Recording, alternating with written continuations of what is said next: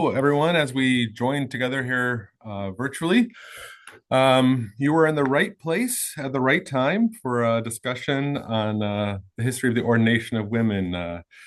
We'll let people settle in virtually, maybe get a cup of coffee or tea, and we'll get started shortly. So, welcome.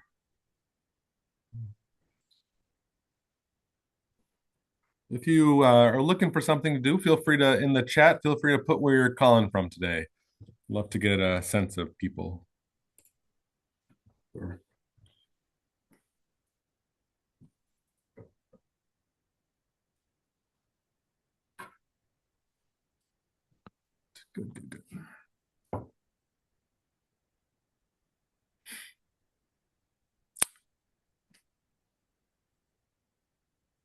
All right. Well, everyone's been so punctual today. I want to honor that punctuality from everyone. I'll give a few more minutes for people to trickle in here, and then we will get started.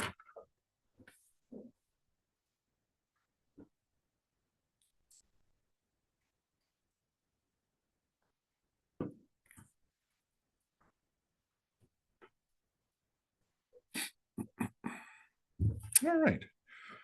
That seems people, I'm sure, come in afterwards, but let's get started here. Let me make sure I'm on the right. There we go. Good. Welcome to the conversation. My name is Andy Meyer.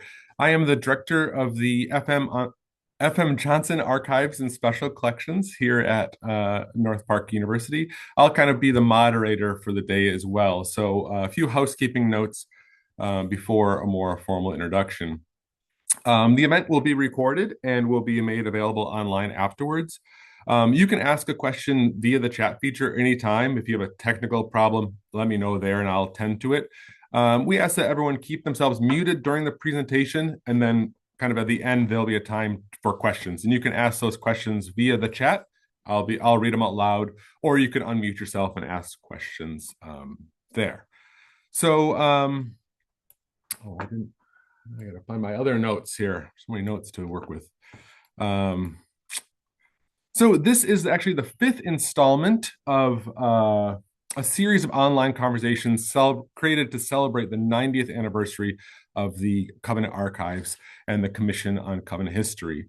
So recordings of those previous conversations, which are related to the Paul Carlson Partnership, Swedish Covenant Hospital, North Park University, and Covenant World Relief and Development, are all available on the seminary's website. So 90 years is a long time, and we're happy to celebrate this milestone of 90 years of organizing, describing, and preserving records here at the official Covenant Archives.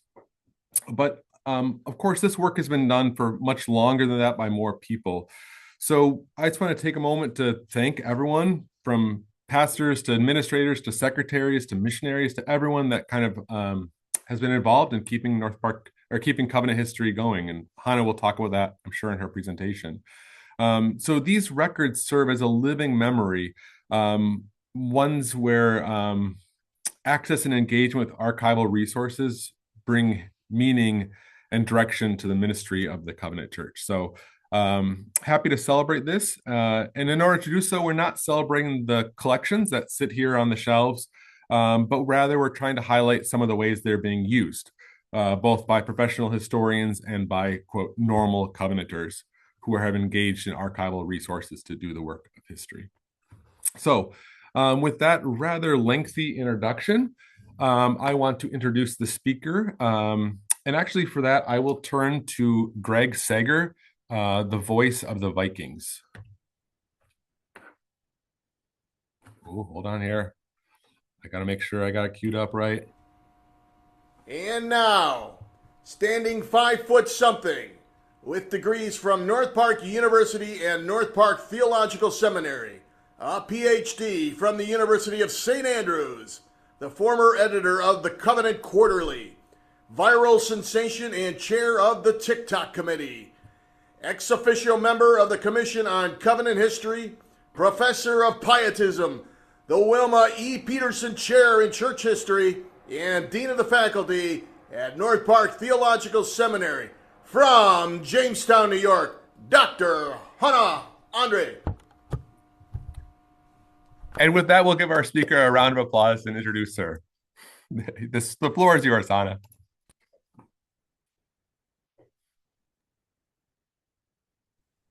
Wow. Did I successfully replace you as a pin? Wait, replace spotlight. There we go. Trying to be managing this while doing it. Wow. I have some questions after that. Um, okay. I have a lot of questions, but I'll ask you after this session, Andy. Sounds good. So really great to be with you all. It's fun to see everybody's faces and names. As Greg Sager said. My name is Hauna Ondrey, and I've been at North Park Seminary teaching history now for 12 years and have been a member prior to that on the Commission on Covenant History. So, in addition to helping plan and steward this series, I'm a longtime supporter of our archives, and it's an honor to be presenting some of my work today.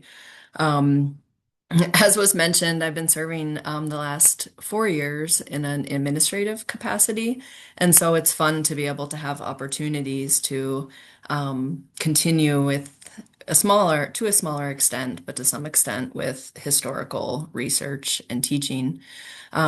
So this series so far, as Andy mentioned, has been highlighting public projects that have drawn on our archival collections in support in research.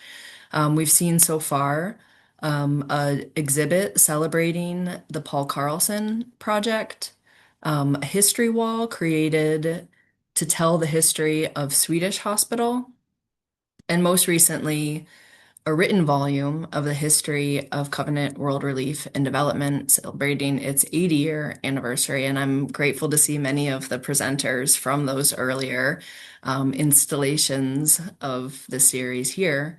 In this session will be a little bit different because I'm not sharing a finished product, but pausing midstream within a project in the works.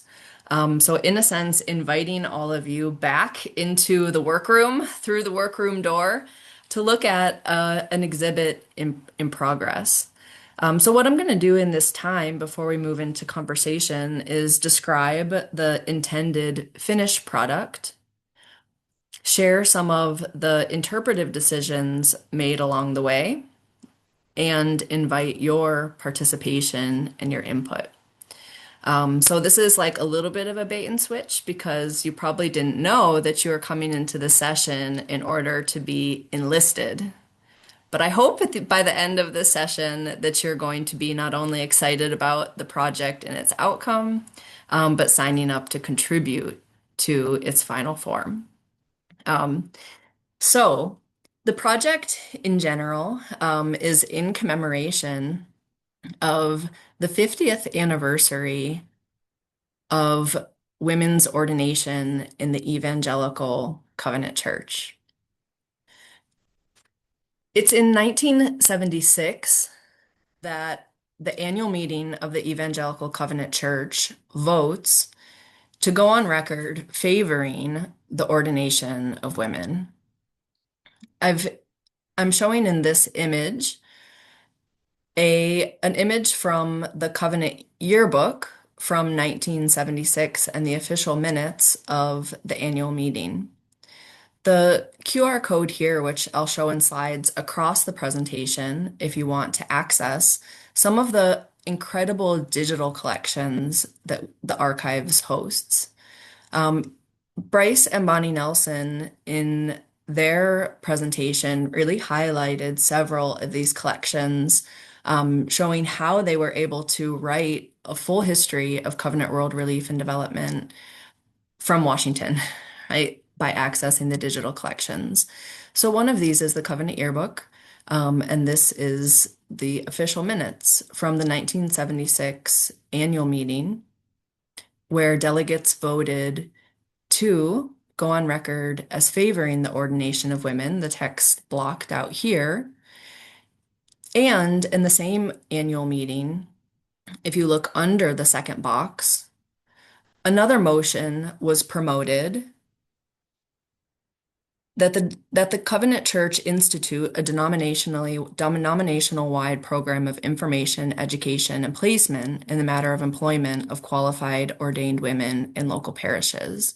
And that second motion was lost. So the anniversary that we're celebrating beginning this coming June is not really the anniversary, the 50th anniversary of the ordination of women, but rather the 50th anniversary of the covenant's vote to formalize the possibility of women being ordained. 2 years later, the first two women were ordained at the 1978 annual meeting. Sharon Hughes Tremper, imaged in the large image here, excerpted from the Chicago Sun-Times, and Carol Shimon Nord. Oh, I have timing going on this. That's not going to be good. Haha. Okay. And the second image, the inset image, is Carol Shimon Nordstrom. Both of these two women were ordained in 1978. But we're going to be celebrating 50 years. This is one of those interpretive questions as we think of anniversaries. We'll see that over time, this anniversary has been celebrated variously in conjunction with the 1976 vote and the 1978 first ordinations. This monumental event has been marked at each decade since the vote and/or since the ordinations. In 1977, seminary graduate Mary Miller, one of those first women ordained, the sixth women ordained, surveyed all of the graduates from North Park Seminary in order to assess their placements, their experience in placement, and their overall satisfaction with the denomination at the denominational or national level and at the level of conferences and congregations in receptivity to women as ordained pastors. That survey that was then published in the Covenant Quarterly, and when Isolde Anderson replicated Mary Miller's study at the 20-year mark, this became a tradition of decadal studies of surveying women over time that expanded beyond North Park Seminary graduates to all of the women who were holding credentials in the Evangelical Covenant Church. So I've shown here just the first page of the first four decadal studies, and the fifth is due for publication any moment, soon to be hot off the press at covquarterly.com, led by Dr. Michelle Dodson, who is on faculty at North Park Seminary and is a sociologist of religion. So this is one of the ways that this anniversary has been commemorated across the decades. And these surveys provide important insight and data as we seek to tell a larger narrative and understand both the challenges and the successes of the denomination in living into its theoretical approval of women's ordination across the decades, as well as the range of experiences of clergy women. What we're seeking to do for this decade and a key decade, half a century of women's ordination, in addition to the decadal study, is to pull together a range of resources that do exist across our current archives, denominational records, and records held by other associations and individuals, and build out a digital exhibit as a single location for being able to understand the larger denominational story of the increasing number, proportion, and receptivity of clergy women within the denomination. So I'm going to walk you through this exhibit that is kind of under construction right now First, I'm going to walk through each of the sections and the different resources that we're pulling. Actually, you know what? Let me pause for a second so that I'm not constantly battling my timing and turn that feature off because otherwise I'm going to be stressing. I thought I would battle against it, but that seems foolish.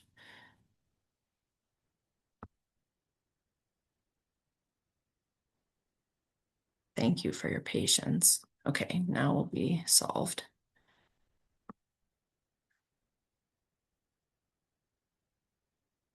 Okay, now I don't need to be stressing.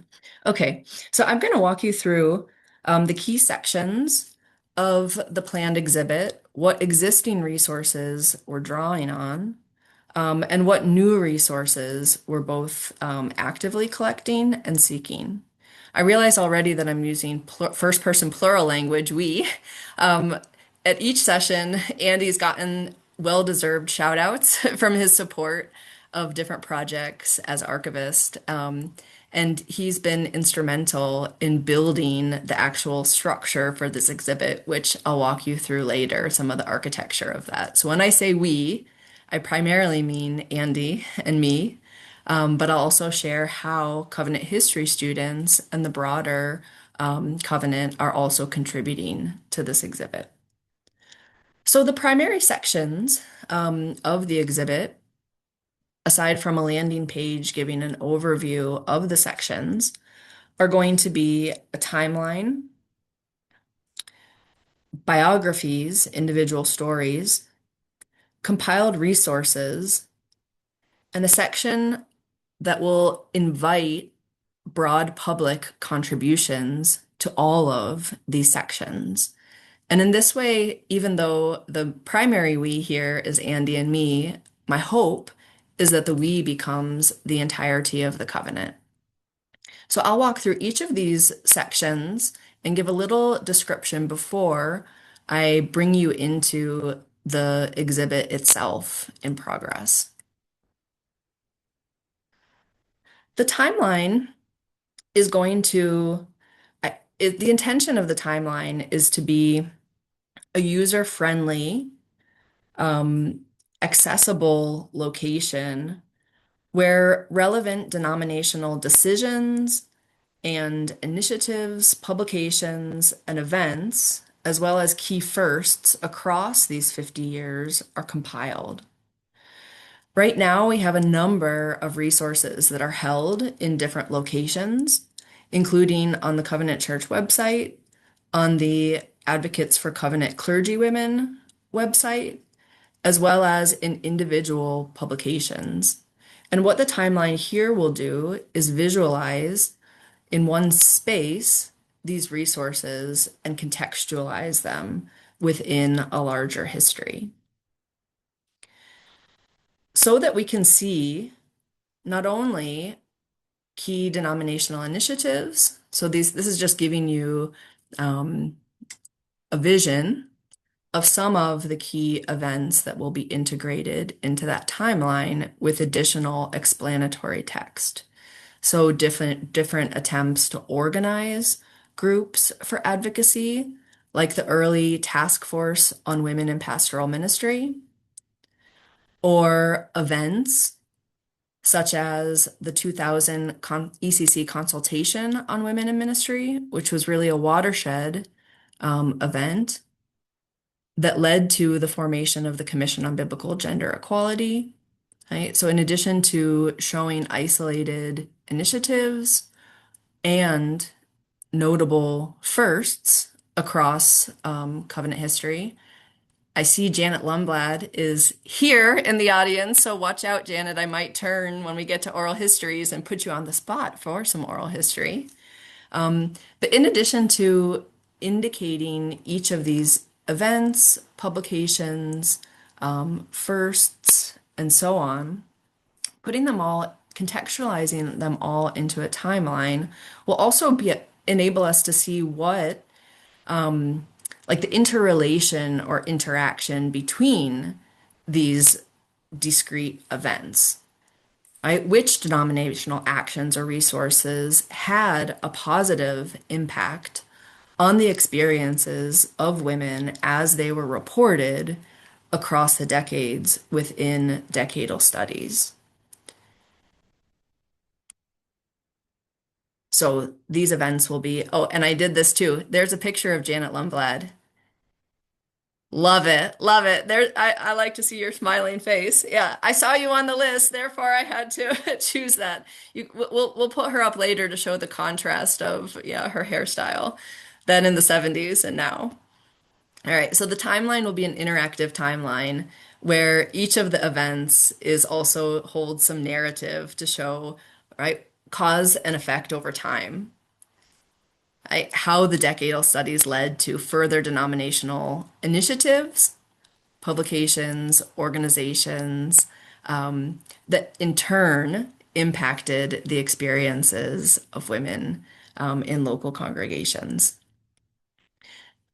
I'm skipping biographies because that's going to be the main emphasis of what I share. But additionally, this exhibit will be a place to compile resources that have been produced across these 50 years. We have resources of a variety of genres and audiences, including detailed exegetical studies made that have been used by other denominations. I have an example here by Klein Snodgrass. Right? So detailed exegetical arguments showing the biblical basis for women's ordination. We have produced study guides, videos created for congregational studies, as well as collections of biographies, the decadal studies I mentioned.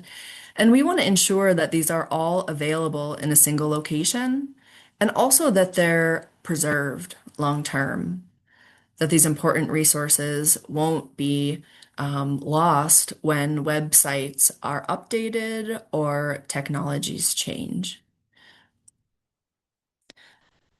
A final key area that will mark the exhibit is biographies. It's always the case that we're limited in telling history to the sources that are available to us. And it's often the case that those sources are largely institutional. So I've already showed examples of yearbook minutes. One of the documents that was imaged there was a Covenant Companion article from 1975 written by Keith Fullerton, giving a biblical basis in preparation for the vote in 1976. So these are records that are produced by the denomination, preserved or published, and then preserved by the archives. Additionally, it's one of the values of this exhibit, and my intention that we additionally capture as many individual narratives, autobiographies of women who have served. So a major section of the exhibit will be stories of women, both written biographies and oral history narratives. So this section of the exhibit will capitalize on work that has already been done. One example of this, I have a screenshot here of the first collection of covenant literature with the browsed by subject of women. You can see what's there, but there in the past there was a Women's History Commission that published a collection of biographies of key female leaders in the denomination. So the work that has already been done on clergy women in covenant history will be captured within this exhibit in a shortened bibliography linking out to the larger narrative that has already been written. But additionally, I'm using this anniversary, the 50th anniversary, as an impetus to expand these narratives.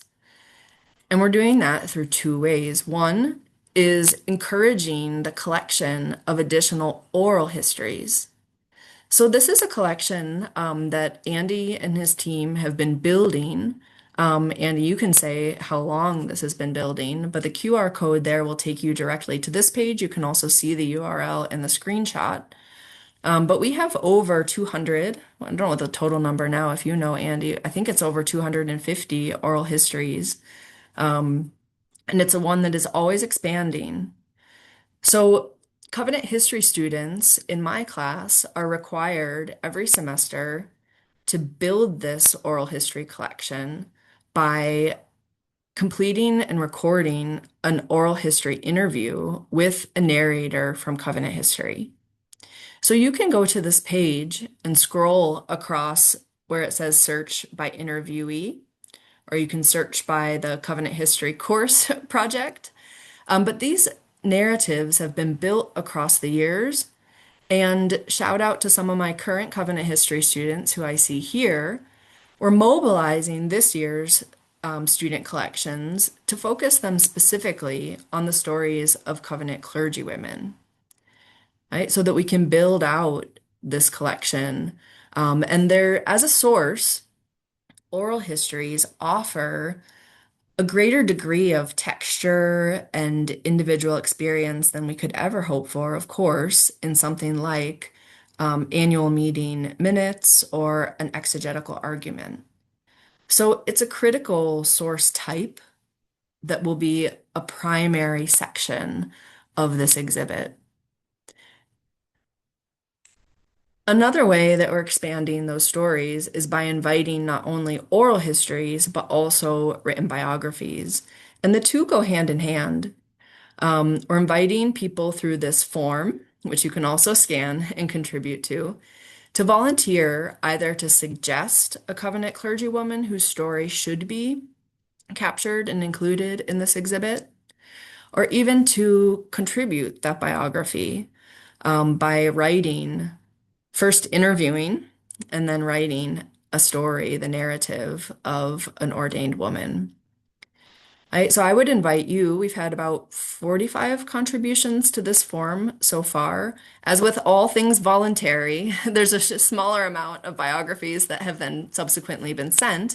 But my hope is that through this crowdsourcing, we can have as representative and as broad a collection of biographies as possible, so that the nuances of this larger denominational history can be captured. This includes, it's my hope that we can capture the earliest voices or voices of the earliest covenant clergywomen, ordained women. These are names of those who were ordained at each annual meeting in the first decade. And also that we can capture the full range of women's experiences in an intersectional way across congregational context, age, race, ethnicity, and so on. So these are examples of some of the names that have been suggested through that form, some of which I have a corresponding volunteer to write the story, and some of which I don't. So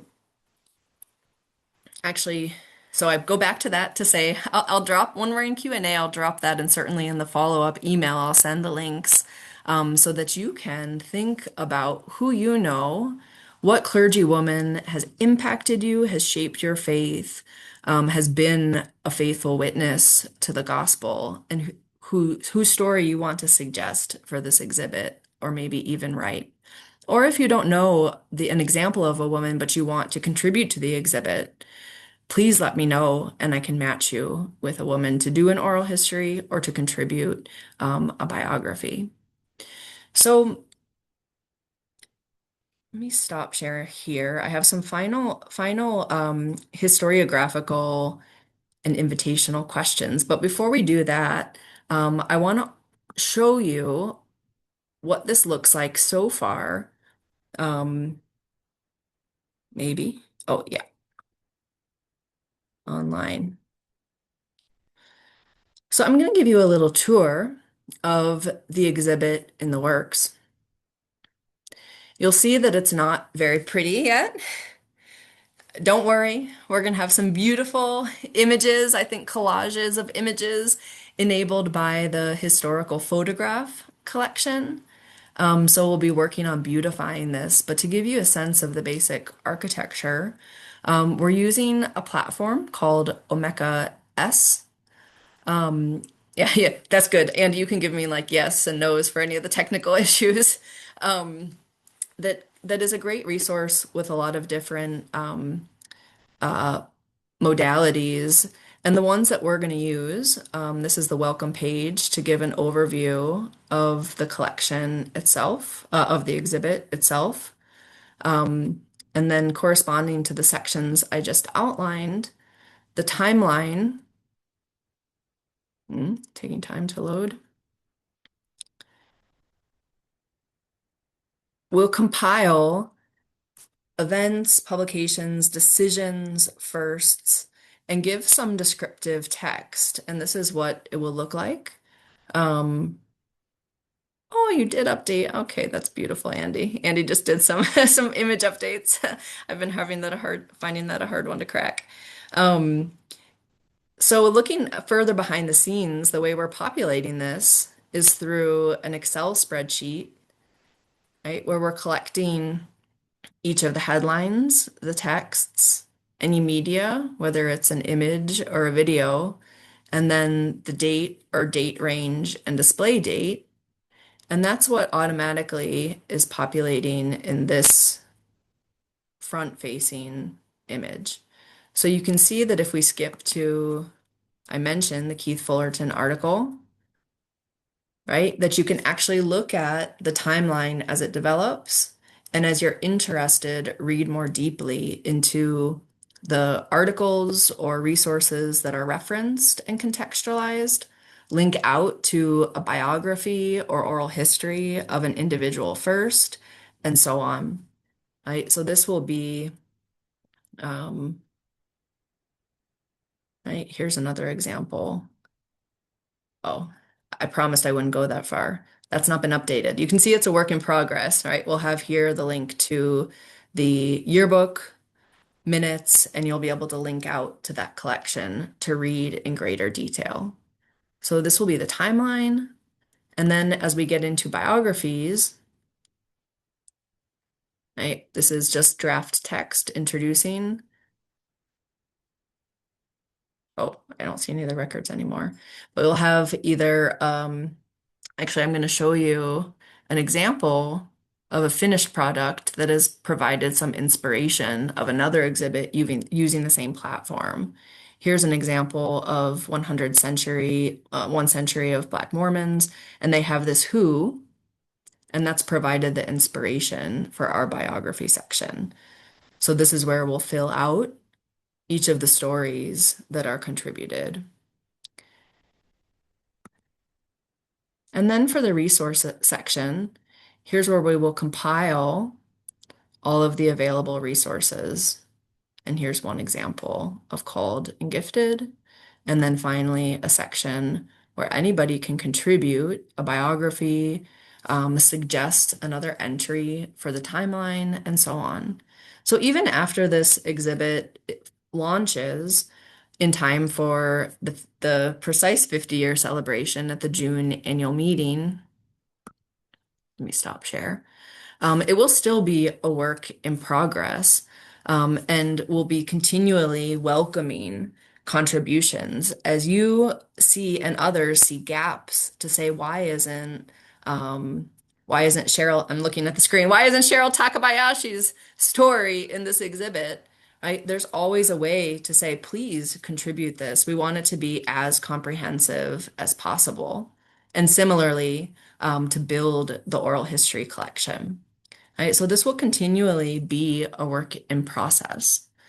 So that's looking behind the scenes. I want to end with just a few, if I can find my notes that I've lost track of, a few historiographical comments, as this is a work in progress. One relates to interpretation.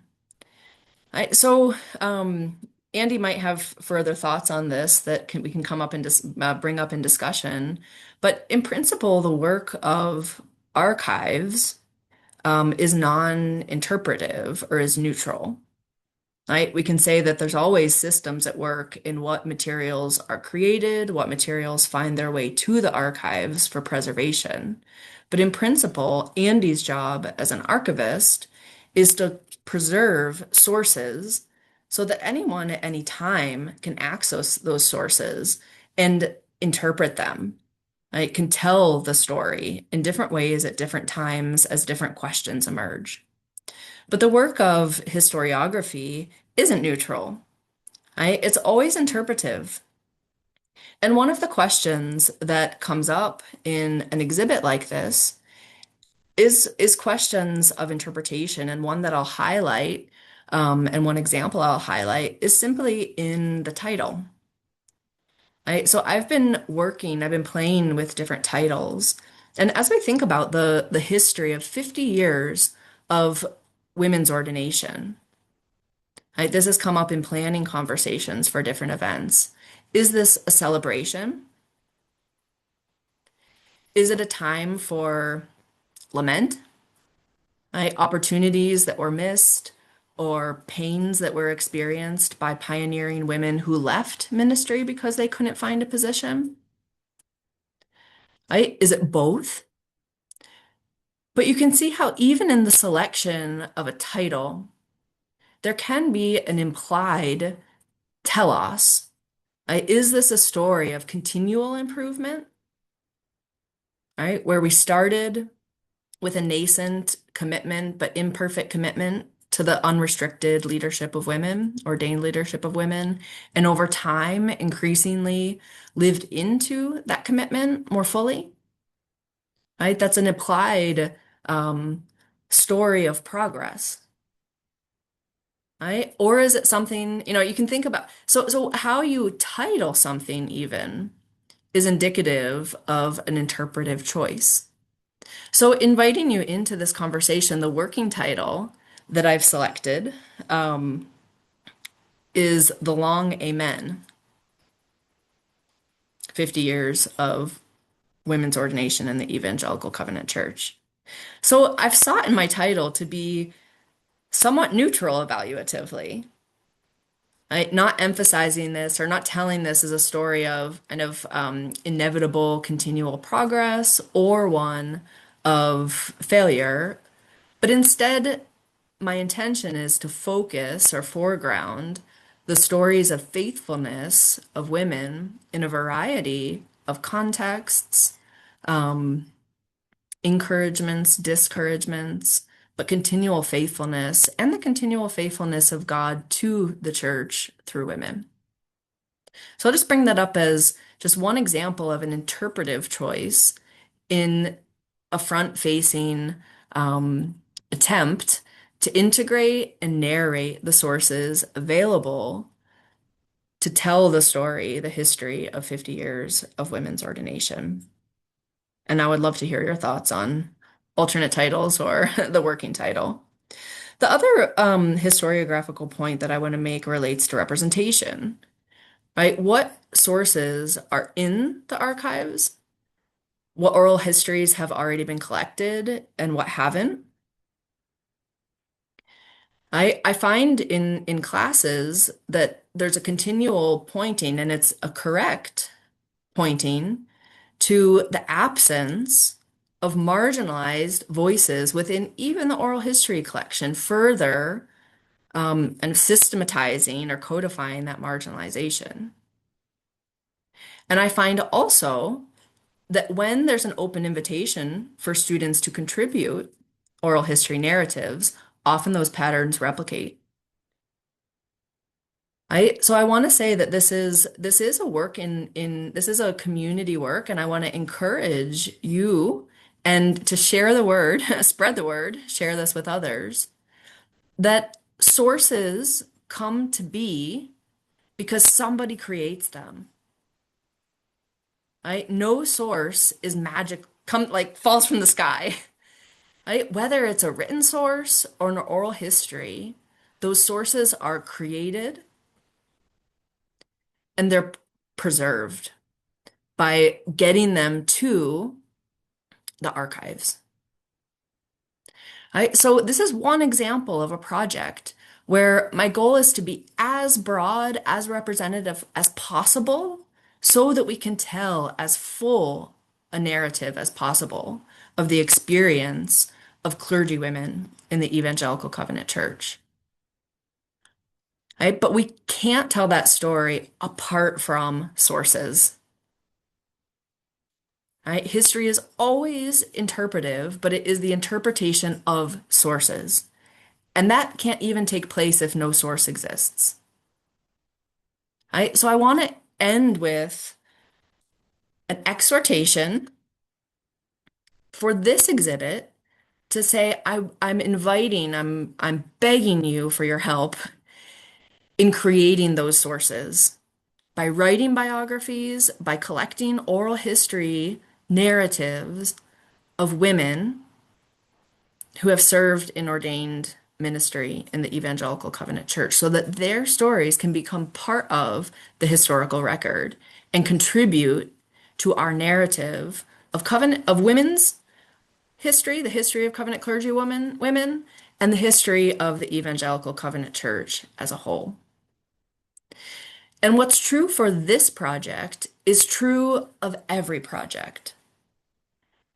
Right? As you think about your ministry, your context, I also invite you to ask key interrogating questions of yourself of what sources are being actively created right now and how are those sources being preserved so that historians 20 years from now, 50 years from now, will be able to narrate the history of this time. Right? And this is my plea to you to say that to notice some of the shifts that are taking place in, as a denomination, our source creation and preservation, as we've reduced the number of print publications and shifted to digital media for describing decisions, institutions, congregations, right? On websites, for example, content that can be easily replaced with a website update. Right? So I want to alert you through this project, but also more broadly, of some of the vulnerability of even the possibility of doing history if we don't have records to interpret, to tell that history. Right? And this is to go back to the larger series, The Archives at 90. It was striking to me as I listened to other presentations to see the abundance of photographic sources. Right? This was true for the hospital, for Covenant World Relief. Right? Thinking about the history, 50 years of Covenant clergy women, right, which the history begins in 1978, that's not true. Right? The records that are available in the archives just shrink and shrink over time as digital resources become more prevalent. So this is my soapbox and I can let Andy make his own plea, but I will make a plea as a historian to say, as we're moving forward, please be conscious of what archives are created, what sources are created, whether it's meeting minutes, information about decisions made at your church or in your commission. What sources are collected, and are they being sent to the archives? Or are they being saved on someone's hard drive and then forgotten about? Right? What photographs are on an iPhone? Are they getting to the archives? Right? We want to be able to tell as comprehensive a story as possible, and that's not possible if we don't have sources, and those sources aren't self-creating. Right? They're created in communities and they're preserved. So Andy doesn't like go out and look for sources. He receives sources. So please send them to Andy. All right, now I'll back off of that soapbox and say, I've given an overview of where we're going, trying to integrate events in a accessible timeline for the digital exhibit, to collate available resources in a single spot, and to collect stories, biographies of clergy women, written biographies, and also oral history interviews. right? And an open space to invite more of those through crowdsourcing. Right? You've seen the back end of what the site looks like now, so that when you see it in its final form in June, you can be in awe of how much amazing work Andy has done on the back end and all the photographs we've found because you have sent them. So I'll stop there, and I welcome your ideas as this is a work in progress, your questions and your suggestions. Thank you. Dean Andre, thank you for your presentation. So wonderful to hear from you, and kind of fun to show off the rough draft of the exhibit and look forward to filling it out a little more. So we're now at the question and answer time of the presentation. So feel free to unmute yourself, or you can raise a virtual hand if you'd like, and ask a question or add something to the discussion. We did have one come in via chat, which is pretty simple. Hauna, can you share these slides afterwards? Sure, yeah. And if there's something, we'll also share all in a follow-up email direct links to anything that was referenced. So if that's the primary goal, we'll make sure you have access to anything that I've pointed to in the slides. Sure. I see that Janet Lundblad's here, and she was one of the first people who was ordained. Not the first, but in the early group. And Janet, what are your thoughts? How much time do you have? I had a question about focusing on clergy women, which this sounds fantastic. It's really wonderful.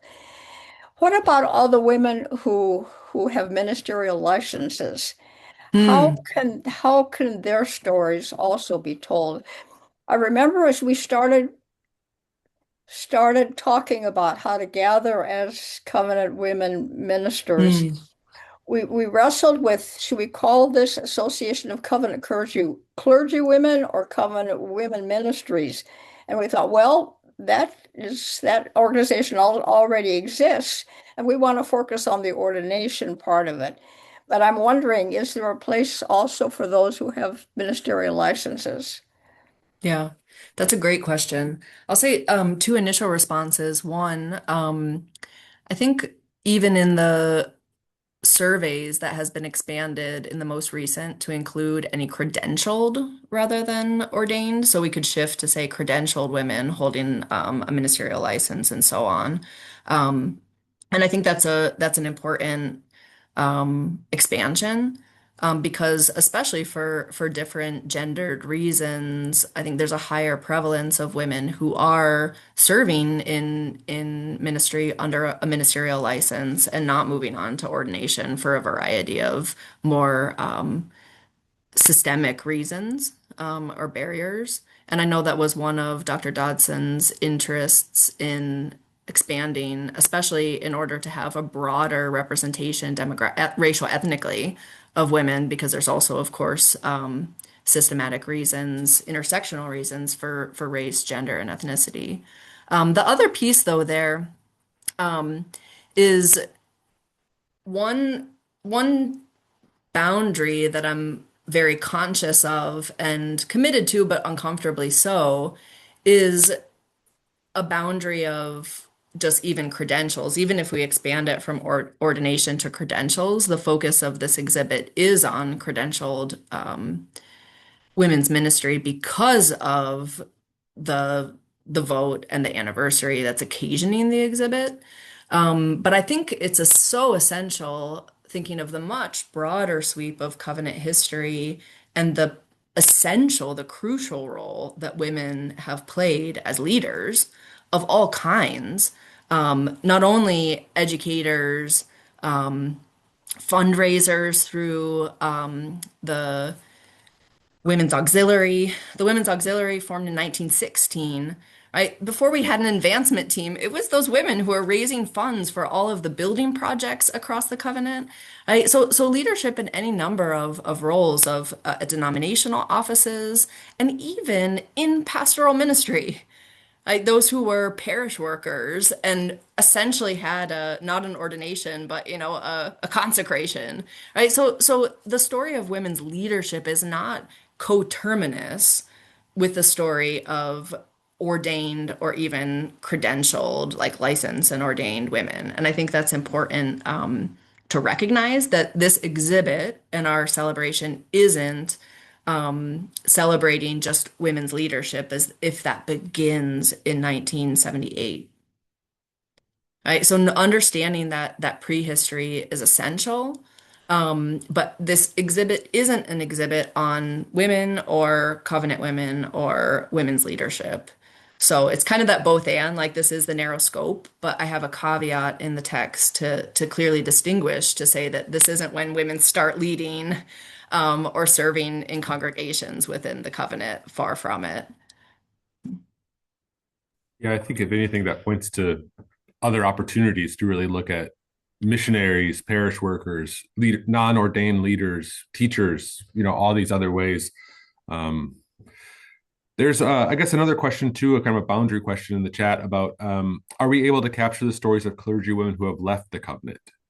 How would you, I guess from my perspective as archivist, it's a Mm, little twofold of like, it's my job to reflect the records related to the covenant church. So that's kind of the test I use. Even if I get cool stuff in, if it's not related to the covenant, I don't. It's not my scope.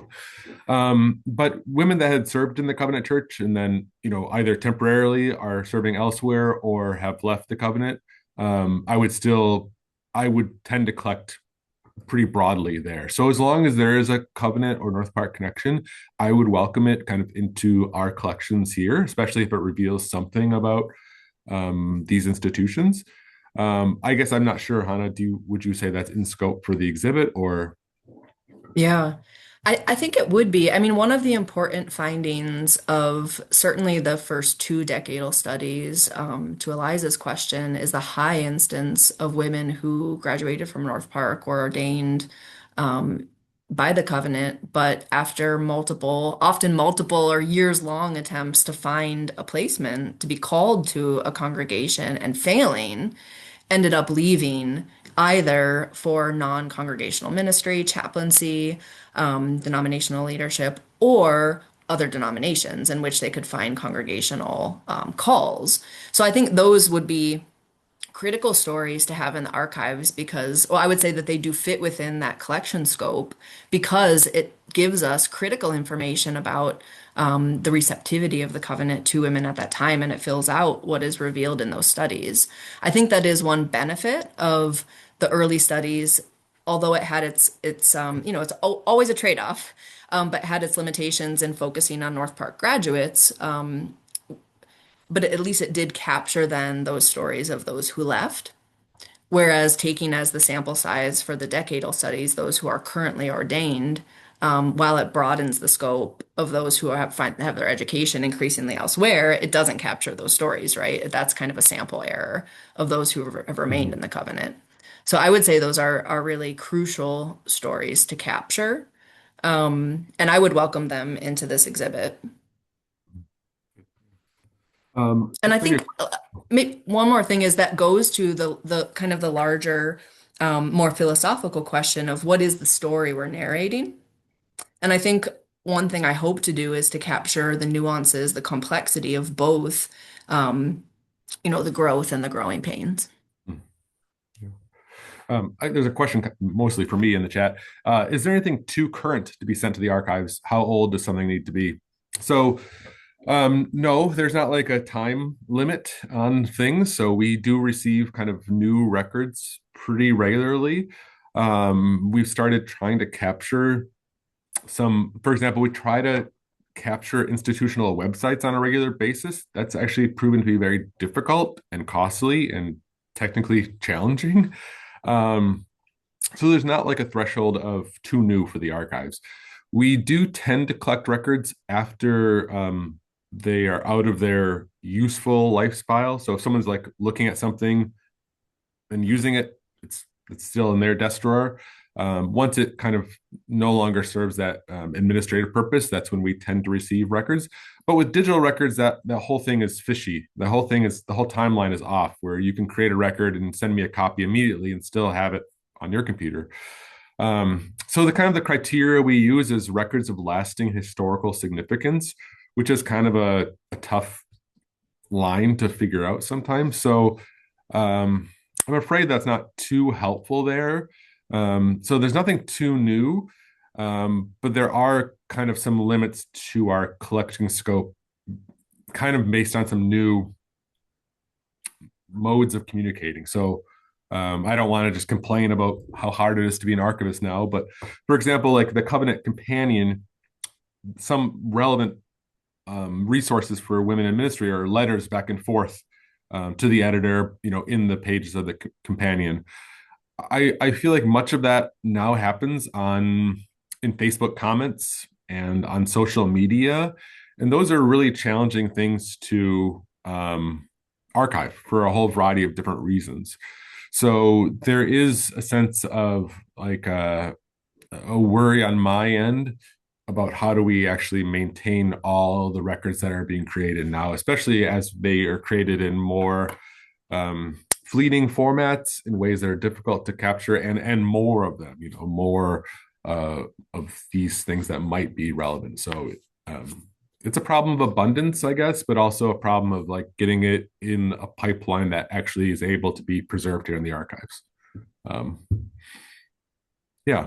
And one thing to add to that is, maybe first to modify my earlier comment of like archives is neutral. You can see there's so many decisions to be made, even of what to receive within a scope, what can be preserved depending on format and infrastructure.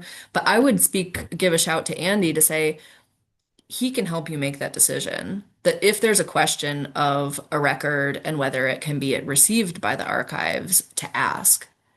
With print resources, even, I've heard stories of people finding boxes and being like, oh, these aren't useful, and throwing them away. Right? So don't make that decision. Let Andy make that decision.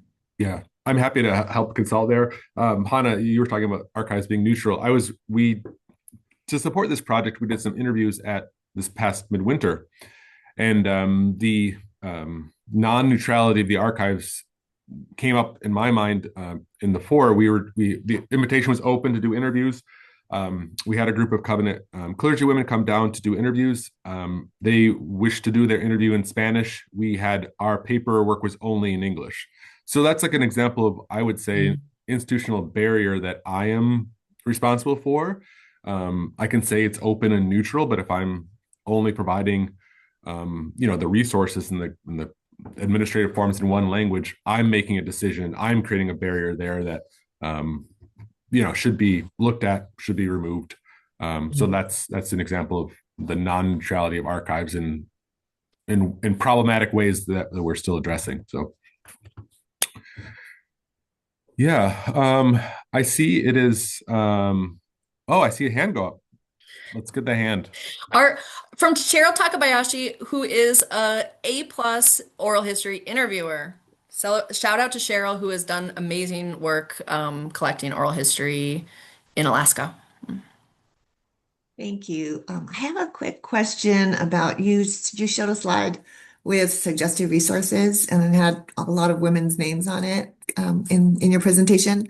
So if this were something because I think it would be fascinating just even personally to speak with some women that have come before me. And as I'm in this process of wanting to move towards ordination, and I was thinking about women of color, specifically Asian, just because those voices aren't heard that much. Yes. But what would the process be? Would we check, like, how do we know someone's not in process interviewing them? Do we just reach out to them? Do we go through you? How would that work? Yeah. So what I would recommend, I'm glad I got one recruit, and I hope, may your tribe multiply, Cheryl. To that question, that's a great question. So I would invite you to fill out that form to say, I'm interested in doing an interview. I would especially love to interview an Asian American woman. right? And then I am keeping a bank of all the suggestions that have been made, who has volunteered to do that interview. And so that would be a good start. So, and I welcome those and I can connect you to someone. Having said that, though, it's not like I'm the infinite gatekeeper or yeah, indefinite gatekeeper of oral histories. All of you should feel empowered to reach out to someone, collect an oral history. The main thing that's needed for the archives to accept it into the collection is a release form. So I don't know, Andy, if you want to speak to the Yeah. accessioning and what would be needed and where to find. Yeah. Yeah. I mean, yes, we have forms like a guide for oral histories that it's on the Covenant website. I think it's on the North Park website as well. I can send it to people if people are interested. Maybe even as a follow-up to this email, I'll send it. So, and that can actually even happen after you have the conversation. I just need some affirmative permission from all participants to be able to provide access to it. Or we also have options for people that wish to keep it restricted for a period of time, if depending on how the conversation goes. So again, providing unmediated online access to a conversation is a decision that the people could make during the interview. So I'm happy to provide that framework. It's pretty straightforward. Yeah, you feel empowered. So we have resources. Again, we are developing them to make them better. Great, thank you. Yeah. Oh man, Ethan with a question. Is there a way to include archival documentation as part of estate and legacy planning? Yeah, I'd have to think about I that. think Yeah. I think Andy and Ethan need a follow-up Yeah, conversation. let's talk about that. I do. I mean, a lot of the people I talk to in the archives are aware of their own mortality and come and say, I have stuff and none of my kids or neighbors want it. So what should I do with it? So I think there's definitely a connection there that I'm happy to explore with you, Ethan, to look at that. And not to speak, these oral histories can be fleeting resources, and some of the I'll share one anecdote as kind of an ending thing and a brag of the archives. We got we had a grant to digitize some audio cassette tapes from a woman named Dorothy Van. She lived right in the North Park neighborhood. So we digitized those, and they were created in the 1980s, and now they're available online. And I had someone email asking if we had records related to this person, someone who was interviewed, and we did. We had their whole interview available online, and someone, and they wrote back very positively, thankfully, saying, they heard their neighbor's voice for the first time in 45 years, and they died in the 90s or something like that. So, yeah, the oral histories really do preserve a unique perspective and are kind of a wonderful resource that can live on. So. I'm happy to linger and take additional questions via Zoom or via the chat, but I also do want to note it's 1:04, and if your lunch is over and you have to get back to work, I'll officially draw this to a close. So, Dr. Ondrey, thanks again for your presentation.